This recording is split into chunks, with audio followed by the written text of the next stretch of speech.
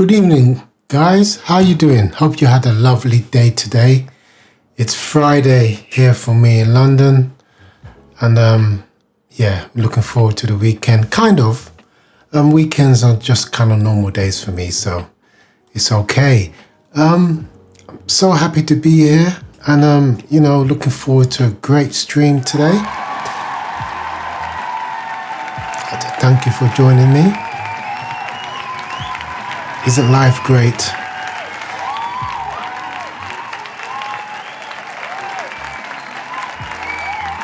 I was speaking to my cousin the other day, and just yesterday actually, and I haven't seen him for a while face to face, but we do speak on a regular basis.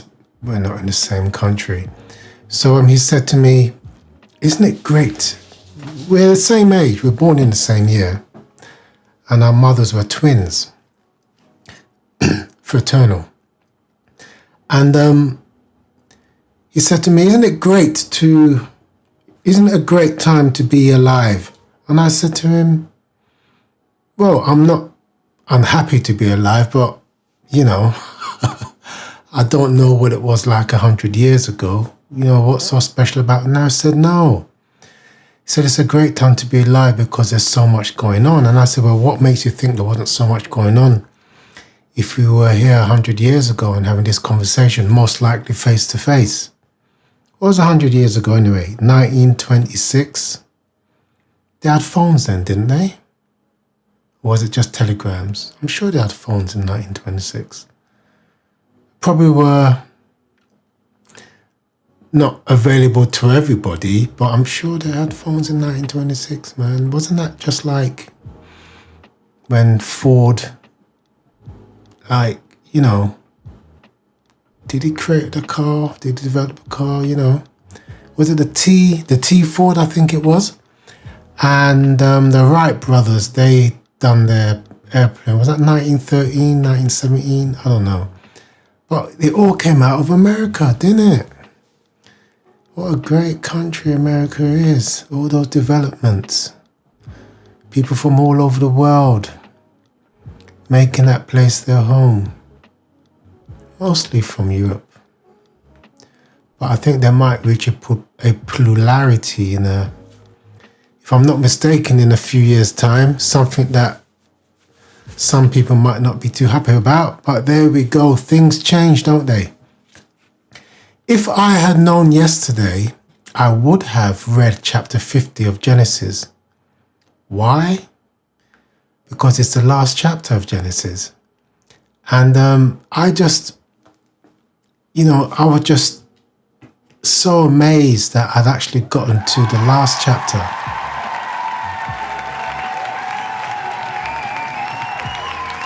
And I didn't even realize it. That is a big yip yip hooray. It's amazing. If you had known, because there's no need for me to say what I've been through, it would be as if I'm complaining when I'm not. But when I started this project, it wasn't when I first started reading Genesis, it was months before that. But I cannot account for what the delays were. You see, and I had no intention of streaming. My only intention was to read the 5 books for my own benefit, all on my own personal reading. But there was like delay. I said, okay, look, what I'm going to do is this. I'm going to do Bible study every evening, just for an hour. Okay, and I should be able to accomplish finishing the first 5 books. I'm in no rush, because I read, especially the Bible, should be read for understanding, not for speed. Now, we don't want to say, we finished reading the Bible in, say, 1 year, because I know there's reading apps or there's reading programs that one can follow where you read the Bible in a year. We want to read the Bible for understanding. Okay, because I started reading the Bible when I wanted to read it all the way through. I started reading it in January 2021. I'll tell you what sparked it for me. And I finished reading in October 2022. Okay, that's how long it took me to read from cover to cover. And I was reading literally every day. But when I put in cross-referencing, thinking it through, going back to read things again to understand it and say, okay, and then going forward, I couldn't do it in a year. I didn't even follow a reading program. I just said, look, I'm going to start with the New Testament, then I'm going to go to the Old Testament, because I read somewhere that's a good way to actually do it. But I didn't follow any other program. Just started with the New Testament. When I finished the New Testament, then I read the Old Testament. And everything made sense to me. I just said to myself, okay, everything now makes sense. For me personally, I just thought I understand this book. It's like it was written for me to understand. And I was like, why didn't I read this? Like when I was in my 20s or when I was in my teens, like my late teens, I said, or even in my 30s, why didn't I read it then? But when I coupled it with all the experience of life and the memories that I had and reading the Bible at that time, from 2021 to 2022, that just done it for me. And I thought, okay, I understand now. And then I had to think about it, right? For like another year or so, just the thoughts ruminating through my mind, going back to read things again, looking at my notes, because I had these little flashcard things where I would write Psalms. I'll show it to you. I'll grab them because they're just on my bookshelf so that I could show you what I mean. I had these flashcards that I used to carry around with me. I don't as often now, but I used to carry them around with me. I'd be reading them. It was, for me, it was an experience.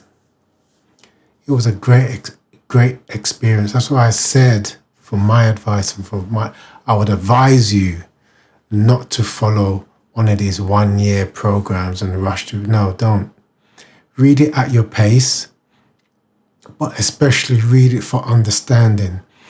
And if you have a study Bible like I do, it's very important there's 2 things that I would suggest that you do when you have your study Bible. Because the nice thing about them is that they show you who the authors are, because various people contribute to the actual book and they contribute to the notes especially, and they state who these people are. And it's always good to look these people up. They could be on Wikipedia. Generally, they're well known in the Christian community. So some of them have, some of them I know are dead, okay, but they've left a legacy. So, you usually have entries about them on the internet, be that in universities that they're taught in, be that through churches that they used to lead or that they were members of. So it's good to read to know who these people are, because certain people have certain views about things. It could be a conservative view, it could be a liberal view. Some of them were even racists.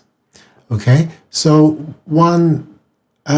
you really have to read into the background, especially if you're relying on the notes that that come with your normal average study Bible, because some of the notes are quite intense.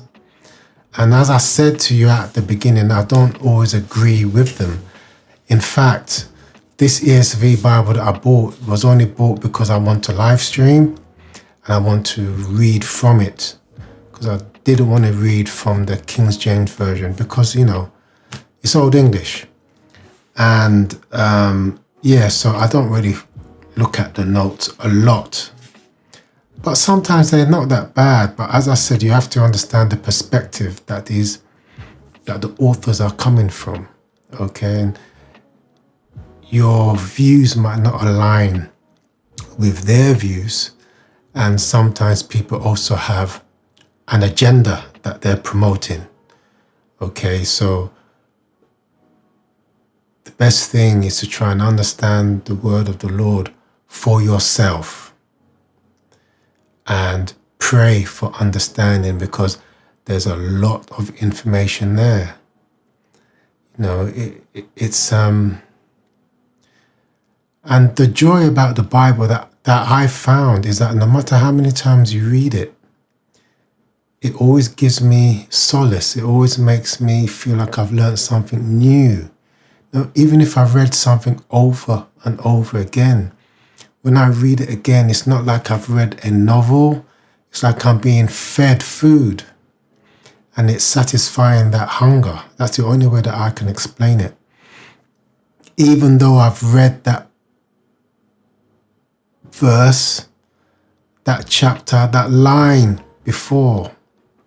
So that's a joy about the Bible. It's like nothing I've ever read before. Nothing can compare to it. Because once I've read, say, for example, a novel, be it fact or fiction, academic. If it's an academic book, I might refer to it again if I've got an exam, but I stopped doing exams years ago.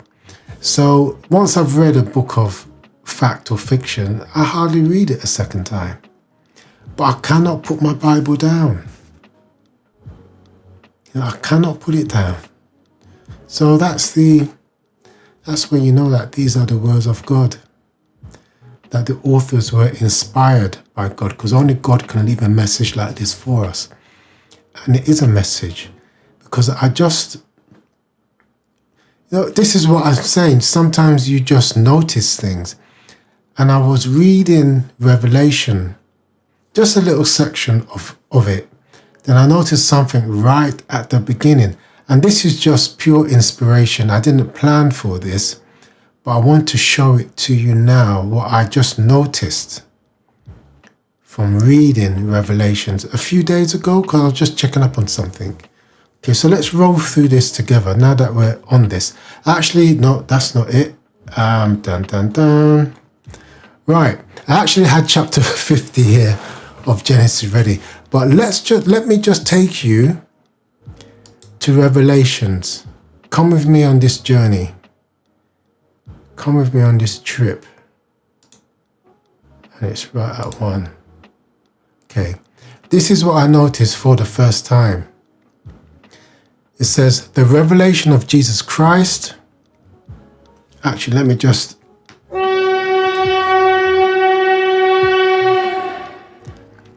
That can be just for fun, or when I want to say something that I feel is important, and this is important. Revelations chapter 1. The revelation of Jesus Christ, which God gave him to show to his servants.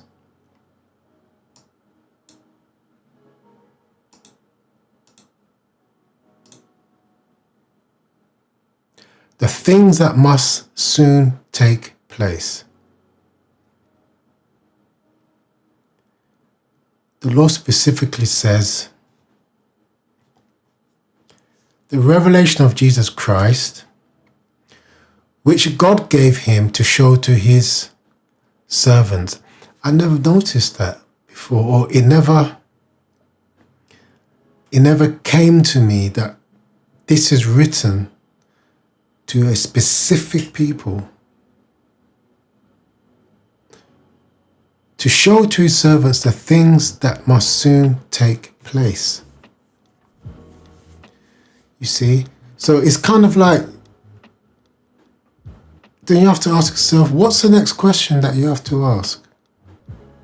Well, who are the Lord's servants?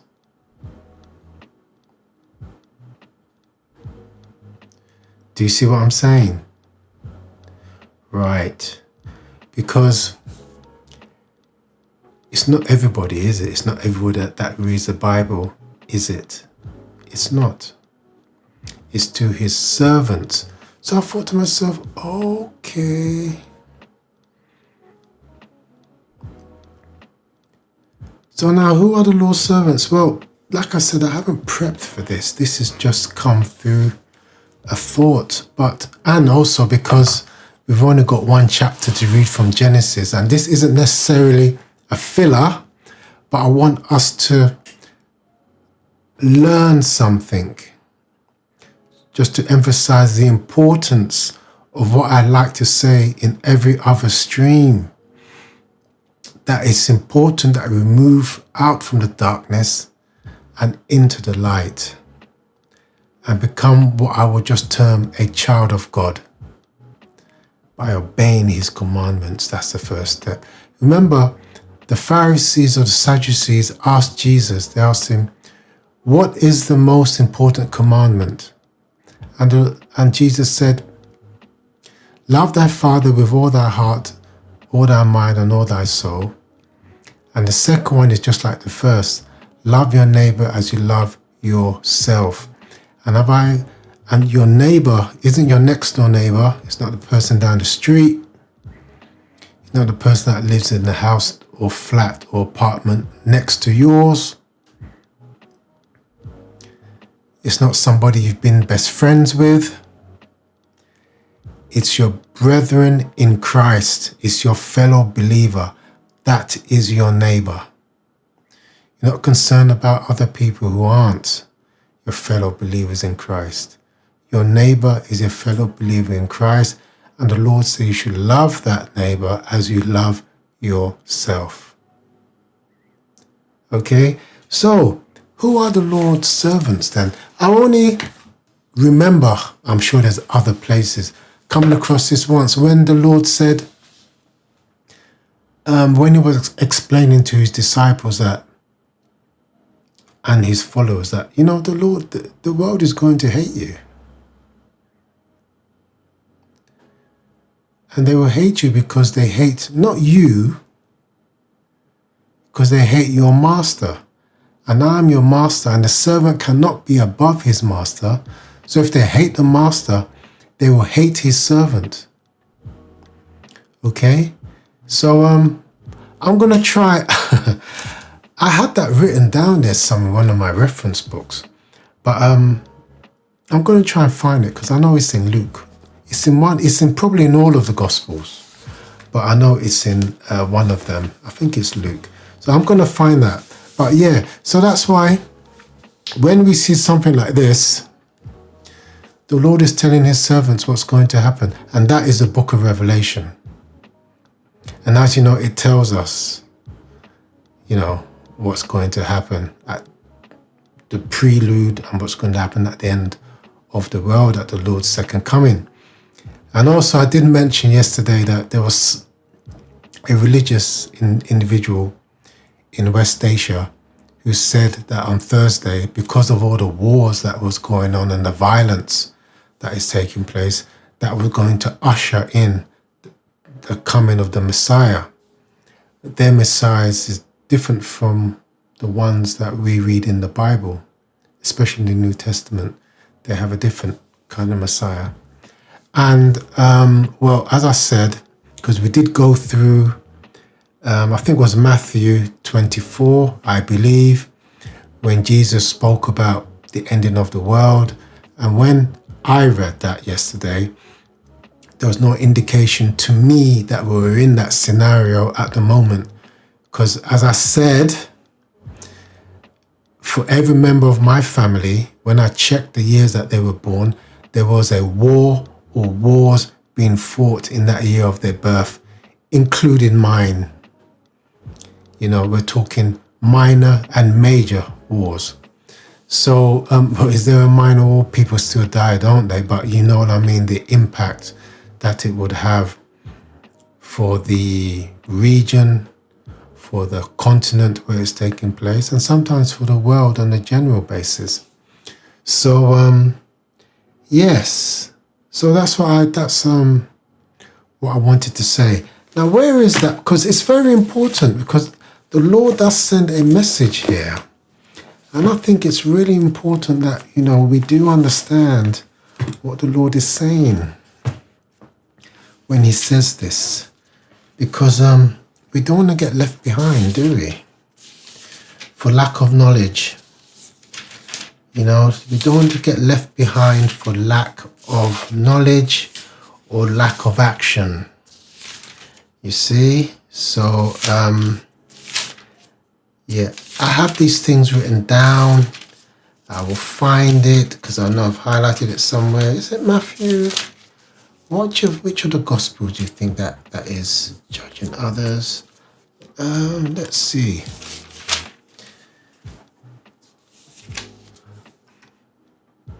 So I know there's quite a few kind of worldwide things going on at the moment, isn't there? And one does wonder, when is all of this going to stop? You know, when is it all going to stop? When is man going to start to love himself? You know, money, power, lust. You know, when are we going to? But anyway, let's brighten things up. Okay, I know I'm. Yeah, which is in heaven.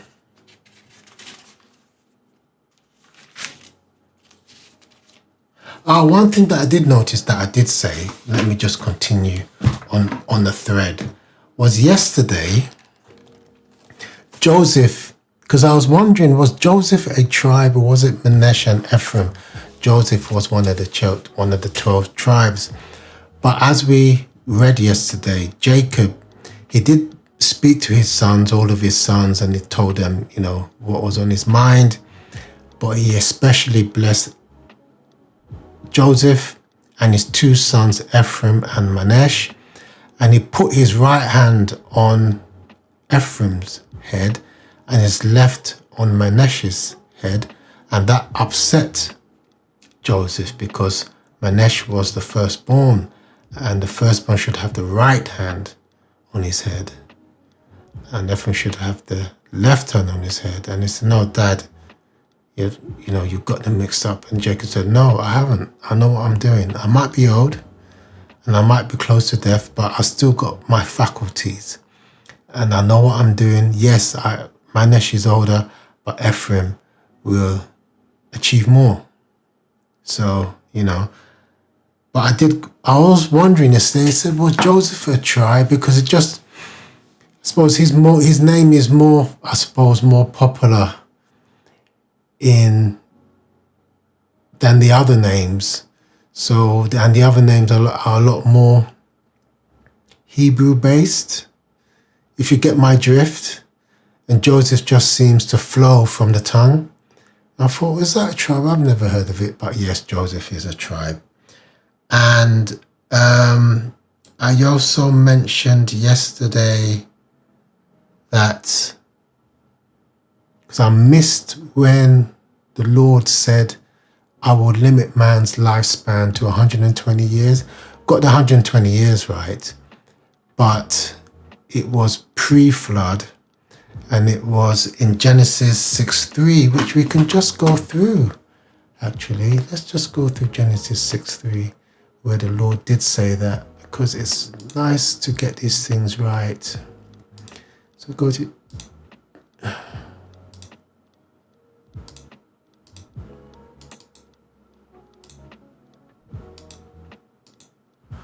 Okay. Yeah, so Genesis 6:3. Oh, there we are. Let's just read chapter 6 till we come up to it. When man began to multiply on the face of the earth, when man began to multiply on the face of the earth, on the face of the land, and daughters were born to them, the sons of God, angels, saw that the daughters of man were attractive, and they took as wives any they chose. Then the Lord said, "My spirit shall not abide in man forever, for he is flesh. His days shall be 120 years." And I did check this recently, and in recorded history, because what it is, when they're looking for the oldest person in the world, I suppose they have to have some kind of documentation that can prove that they're the age that they said they are or were. And I believe the oldest was a woman. I think I don't know where she's based. Was it in the Far East? Was it Japan? Or even in the United States? You can check her up. And I think she got to 119. Yeah. So, but Jacob took it to 147 years. So, you know, he did live quite a long time, but he did start having children when he was 77. So, you know, and there was a part in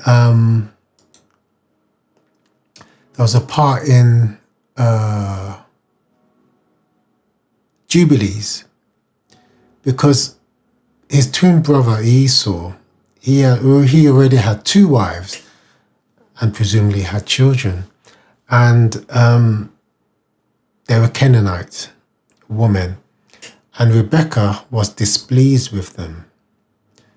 And she said to him, Jacob, I'm paraphrasing here, she said to him, Jacob,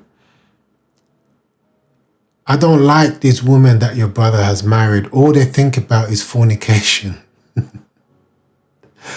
You know, they're just, you know, that's all they think about.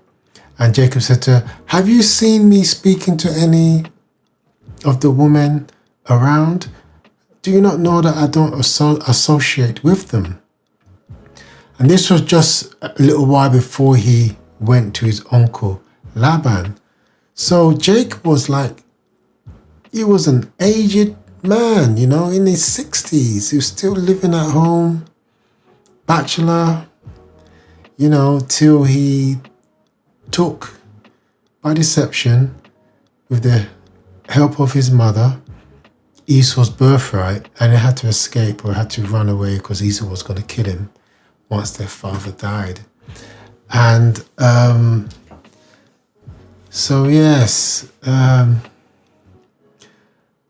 I just wanted to share that bit because it just goes to show, because Abraham said to his sons and his sons, don't marry this Canaanite woman.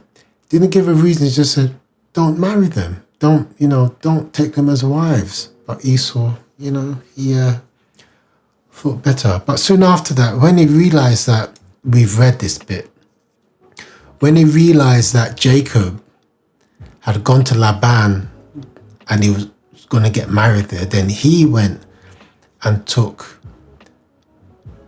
a woman as a wife who was not a Canaanite. She was actually the daughter of his uncle Ishmael. He married one of his daughters as well. So that was kind of interesting. Was there something else? Yes, I suppose once we've read chapter 50, I mean, there's no harm in us just going through Genesis chapter 1 again, just to remind ourselves what the Lord's creation is. And we're not going to get into any controversial stuff, but as you know, it does differ from what we've been taught. Okay, so that will give us a really good understanding again. So yeah, I just thought we can do that, not as a filler of time, but just, you know, just something of interest to occupy our minds and just take things from there, you know. So I do want to find where the Lord tells us about his servants. So I am going to find it. So you're going to have to bear with me while I flick through this. So be patient. Just give me a second. Let me just...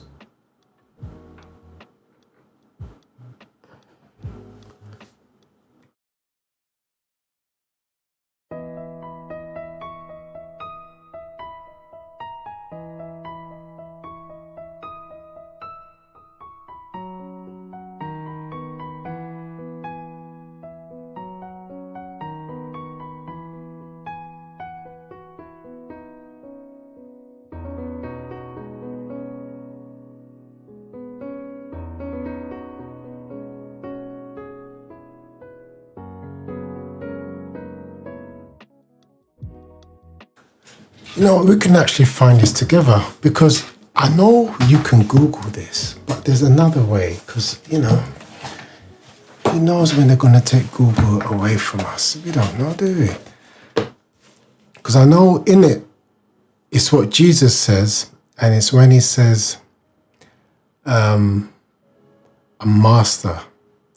So what I can do, or what I will do, is I'm going to go to, this is Strong's. There we go, Strong's, yeah. So let's just go to master. Let's find master. I think this is pretty cool.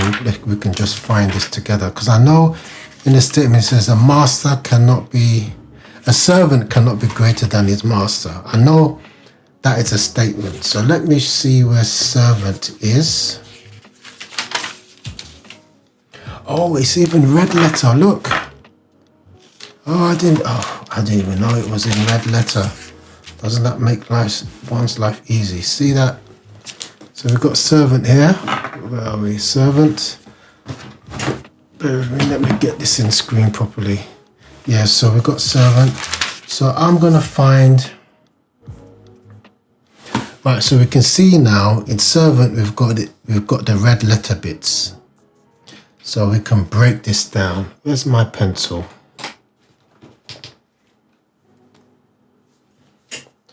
So if we go, master nor the servant above his Lord. His master, it might be this one actually. Master nor the servant above the Lord. Yes, I think it's this one. That'd be Matthew 10:24. Let's see if it's in Mark. Let's see if it's another gospel. Let's see Luke. Blessed is that servant whom is his Lord. Let me just zoom this in for you a little bit. There you go. Right, let's just see if we can get this. It is that servant, if that servant say in his heart, the Lord of that servant will come in no, and that servant which knew his Lord's no, sent his servant at no, so that servant came and no, how's been I no? The servant said, Lord, no. And the Lord said unto the servant, no. No servant can serve two masters. Having a servant pliant, don't they think? No.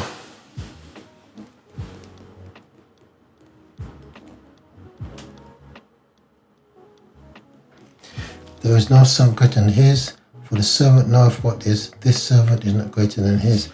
You know what? I think it should be this one.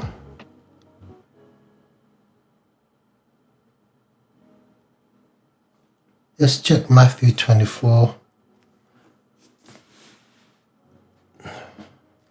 This is master nor the servant above his Lord. I think it's this. His master and the servant as his Lord. Then the Lord of that servant was moved, but the same servant went down and found out.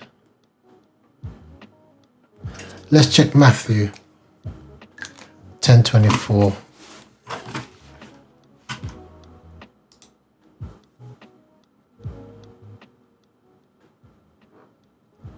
Right. Okay, let's see if this works.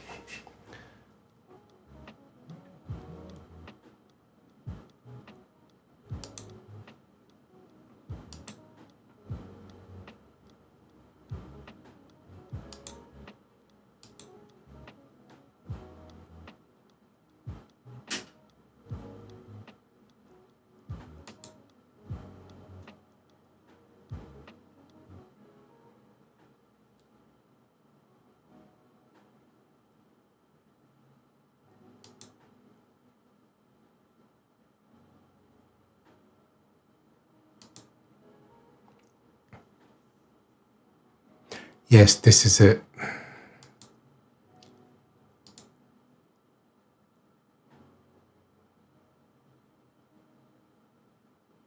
think it's if they hate you, so they will They hated me before they hated you. Let me check H. Let's go for H. Let's go for hated.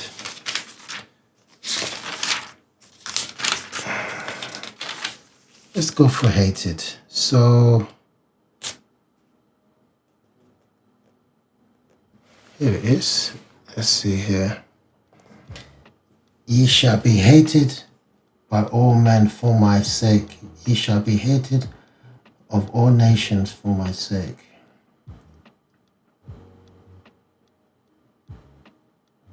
There it is. Ye know that it hated me before it hated you. Yeah, this is it. Let's go to John 15:18.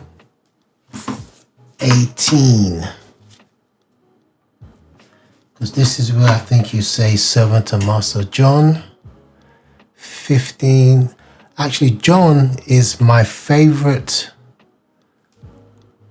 book. It's my favorite book, 15:18.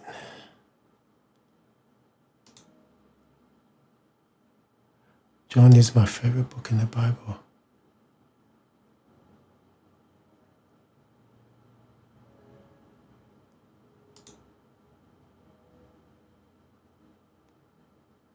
Here we go. John 15:18.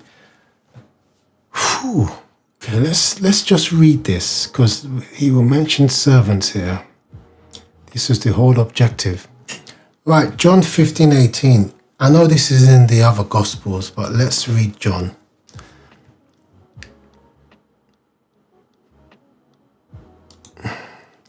If the world hates you, know that it hated me before it hated you. If you were of the world would love you as its own.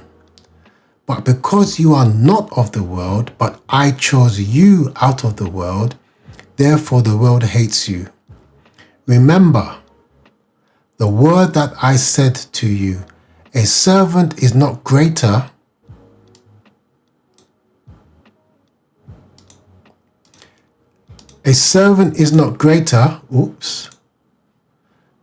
than his master. If they persecuted me, they will also persecute you.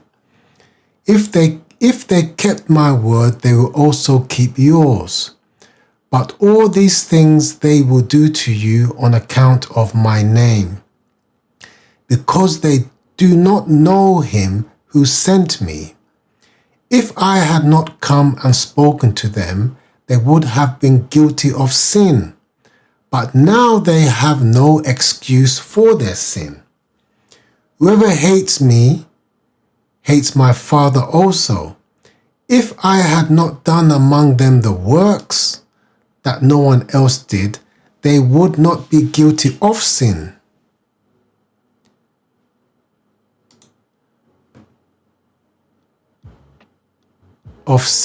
But now they have seen and hated both me and my Father. But the word that is written in their law must be fulfilled. They hated me without cause. So what I wanted to emphasize there is the term servant. Because what the Lord is telling us there, he's saying to us, they will hate you because they hate me and they hate my Father. So as you are my servant, they will hate you also. Because you cannot hate the master and not hate the servant, can you? You see? And then when we go to Revelation chapter 1, he's saying, this is to my servants, so that they know what will happen at the end. So, yeah. So I just wanted to just come back to that point. So that if you're in a scenario where for some reason people just don't seem to like you as much as you would have thought they should do, you know, they probably don't like you much because you're a servant of the Lord. You know, so if you think about that, what does that tell us? Would a servant of the Lord be loved by millions? Would he be adored by the people, or would they resent him? They might not show it, but they would, you know, probably just resent him. You know, because the Lord is telling us here, he's telling us here,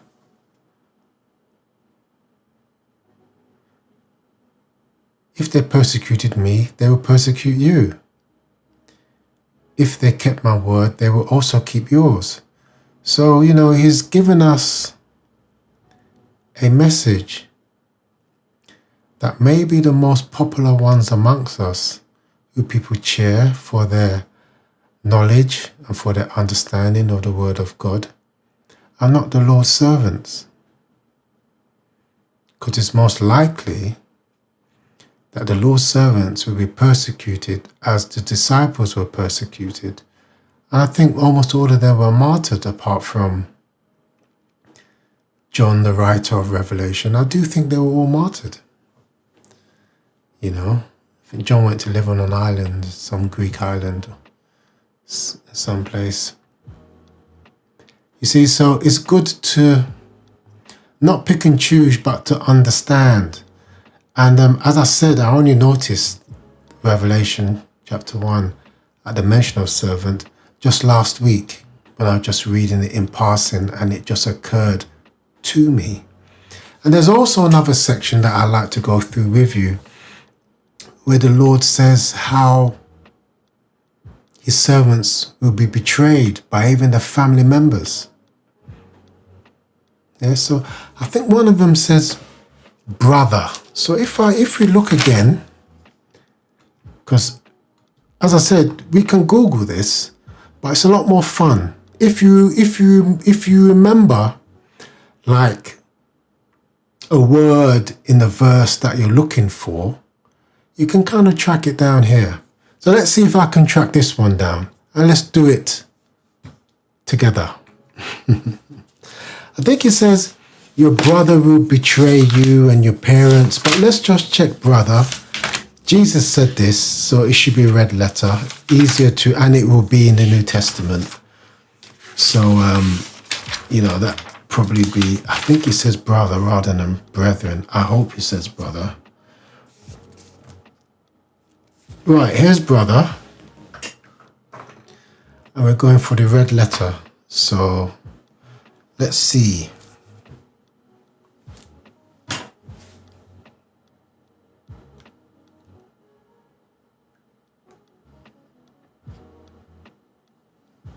Oh, I might have defeated myself there. Fall on this stone shall be brother. Solve his house to be brother up. What's that? Brother up. Okay. His house is the laws of Moses. Okay, that one I probably did. I mix it up. Let's check parents. LMNOP.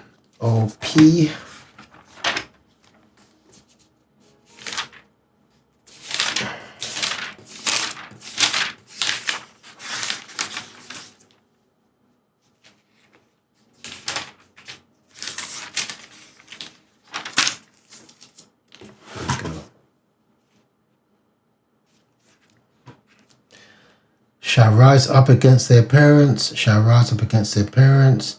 No man that have left house or parents, and ye shall be betrayed by both parents. That's the one that I'm looking for. Luke 21:16. You see, I think it's a lot more fun.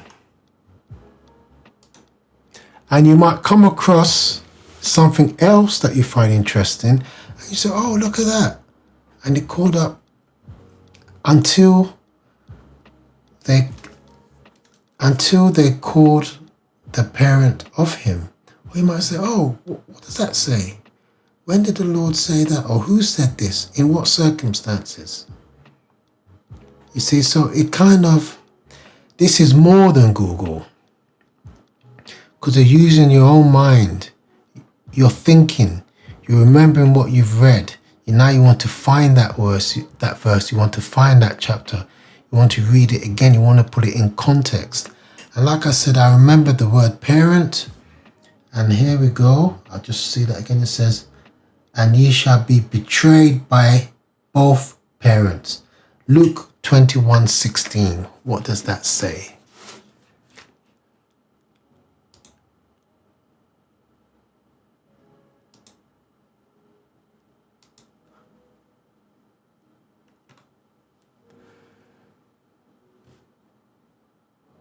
You will be delivered up. You will be delivered up even by parents and brothers and relatives and friends, and some of you they will put to death. Right. Let's read it in context. Luke chapter 16 verse 10. Is it chapter 16?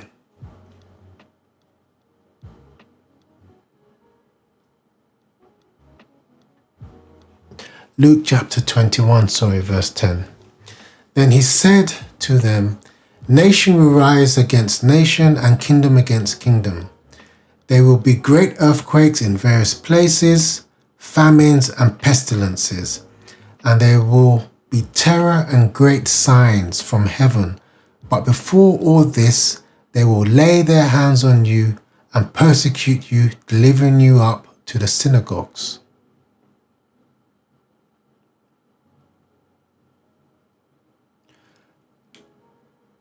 and prisons, and you will be brought before kings and governors in my name's sake. This will be your opportunity to bear witness. Settle it therefore in your minds, not to meditate beforehand how to answer, for I will give you a mouth and wisdom which none of your adversaries will be able to withstand or contradict.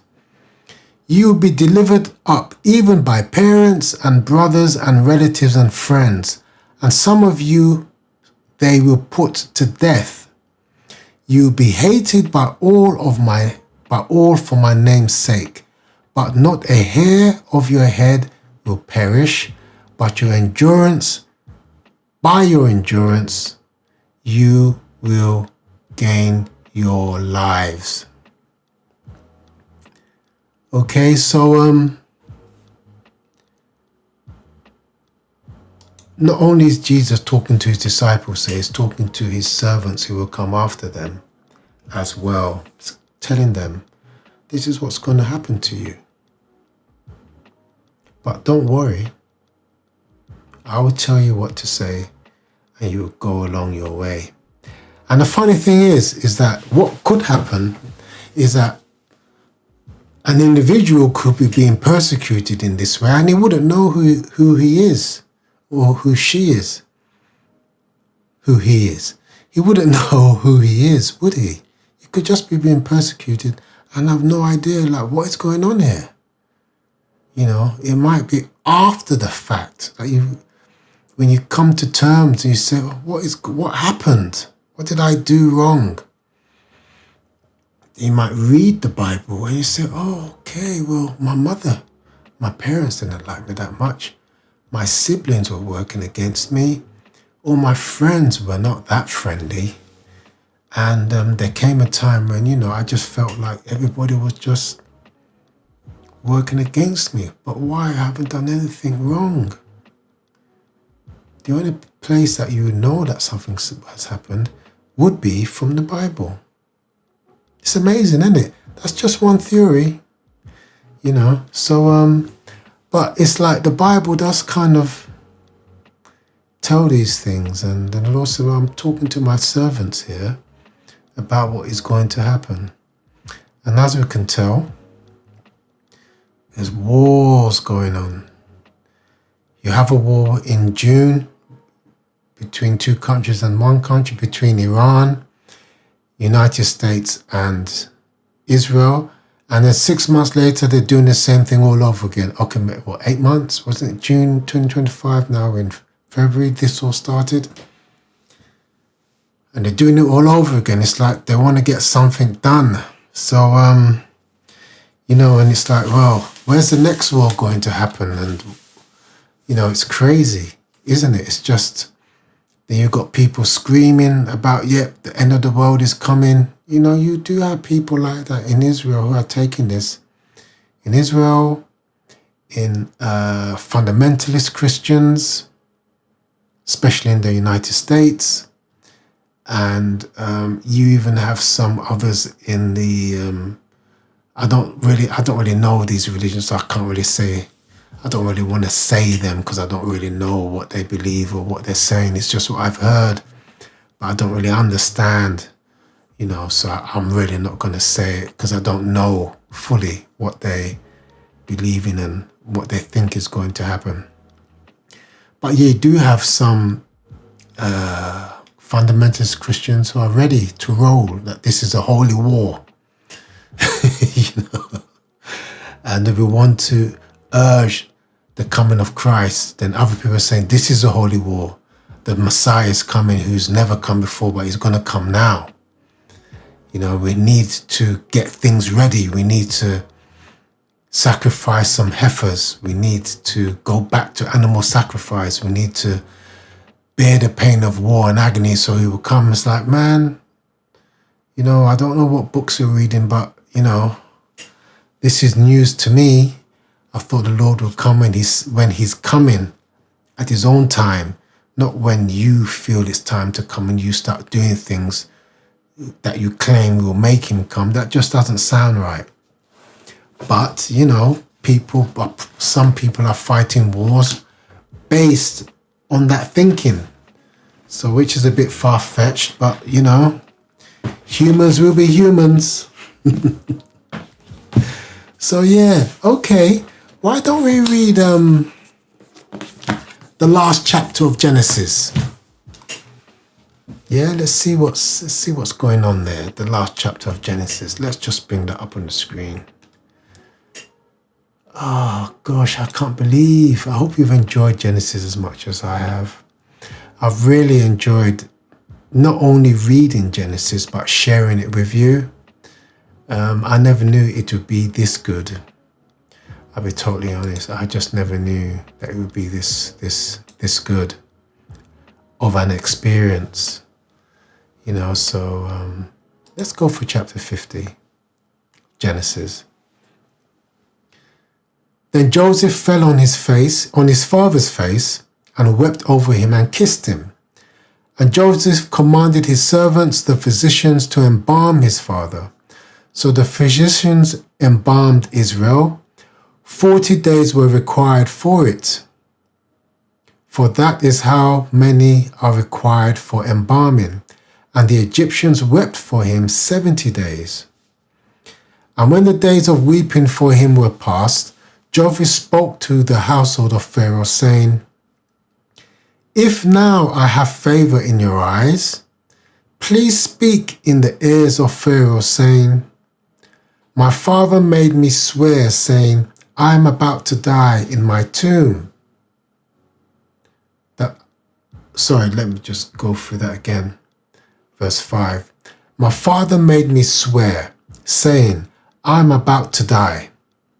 In my tomb that I hewed out for myself in the land of Canaan, there shall you bury me. Now therefore let me please go up and bury my father, then I will return. And Pharaoh answered, Go up and bury your father, as he made you swear. So Joseph went up to bury his father. With him went up all the servants of Pharaoh, the elders of his household, and all the elders of the land of Egypt, as well as all the household of Joseph, his brothers, and his father's household. Only their children, their flocks, and their herds were left in the land of Goshen. Wow, that just shows the respect, the love that Pharaoh had for Joseph, to send all those people up with him so that he can bury his father. Technically, Joseph was second after Pharaoh. You know, he was running the whole show. So, you know, I think that's very interesting that Pharaoh showed him all that love, because Pharaoh knew, and he expressed it, that God is with Joseph, and through Joseph I can also be a great Pharaoh. That's basically it. Verse 9, and there went up with him both chariots and horsemen. It was a very great company. When they came to the threshing floor of Atad, which is beyond the Jordan, they lamented there with a very great and grievous lamentation. And he made a mourning for his father 7 days. When the inhabitants of the land, the Canaanites, saw the mourning on the threshing floor of Atad, they said, "This is a grievous mourning by the Egyptians." Therefore the place was named Abel Mizraim. It is beyond the Jordan. Thus his sons did for him as he had commanded them. For his sons carried him to the land of Canaan and buried him in the cave of the field of Machpelah, to the east of Mamre, which Abraham bought with the field from Ephron the Hittite to possess as a burying place. After he had buried his father, Joseph returned to Egypt with his brothers and all who had gone up with him to bury his father. When Joseph's brothers saw that their father was dead, they said, "It may be that Joseph will hate us and pay us back for all the evil that we did to him." So they sent a message to Joseph saying, "Your father gave this command before he died. Say to Joseph, please forgive the transgression of your brothers and their sin, because they did evil to you. And now please forgive the transgression of the servants of the God of your father." Joseph wept when they spoke to him. His brothers also came and fell down before him and said, "Behold, we are your servants." Remember David's dream? So David, remember Joseph's dreams when he said, "You are gonna, well, the interpretation of his dreams were, you're all gonna bow down to me." And they hated him for that. And now what's happened? They're actually bowing down to him and begging him or pleading with him for forgiveness and quoting what their father told them to tell him.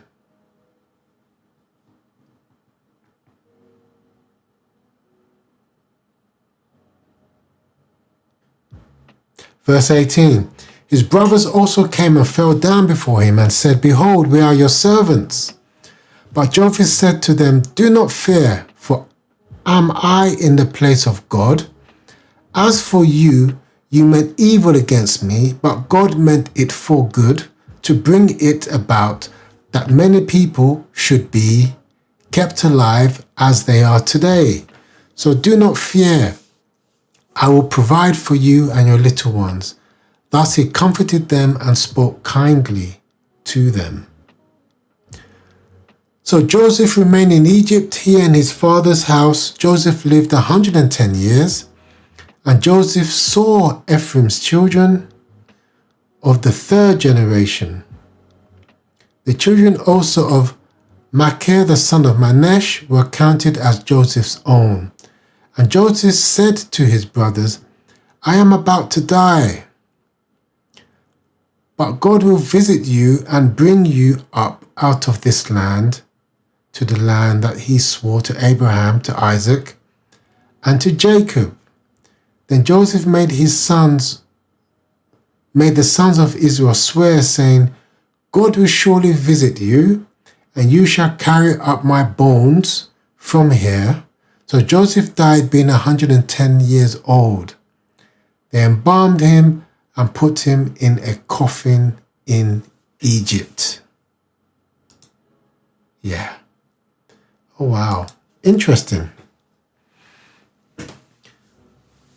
Very interesting. So thank you for joining me. We did go off on a few things and I did really enjoy that. I think we can, because we came across the term Amalek also, which has also been in the press, not for good reason to be totally honest, because it's been used in a negative light, but Amalek comes about more. There's many references to Amalek in the Old Testament, but it comes up more in the story to do with Saul. And he basically did not obey the Lord and he was punished for it. So yeah, that's where Amalek comes up. So I think we can just go through that at some other time, you know. So that should be really interesting as well, because it's not part of the 5 books, it's in Samuel. So I think we can just do that as a separate topic. So that's great. I'd like to thank you for joining me on today's stream, and for those who are watching this at a later date. Hope you've enjoyed it. If there's any questions, you can go to YouTube and find my email address there.